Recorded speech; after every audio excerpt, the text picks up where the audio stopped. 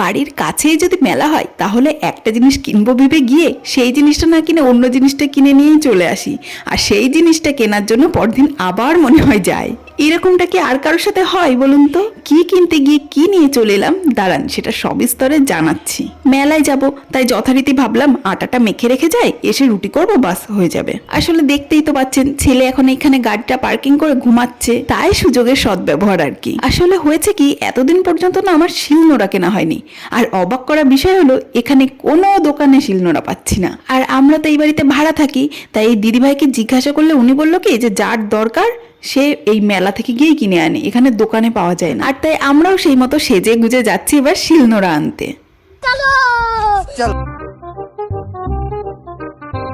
কিন্তু তার আগে মেলায় ঢুকে এখানে আমার চোখটা আটকে গেল। কি সুন্দর সুন্দর ফুল, কোয়ালিটিটাও বেশ ভালো, দেখে মানে দূর থেকে দেখে মনে হবে পুরো ন্যাচারাল। আমি তো মিহানের বাবাকে দাঁড় করিয়ে দিলাম যে এখান থেকে একটা ফুল আমাকে নিতেই হবে। আসলে অনেকদিন থেকেই আমার ইচ্ছা করছিল যে এইরকম কিছু একটা বড় টাইপের ফুল নিতে, যেটা সোফার পাশে থাকবে।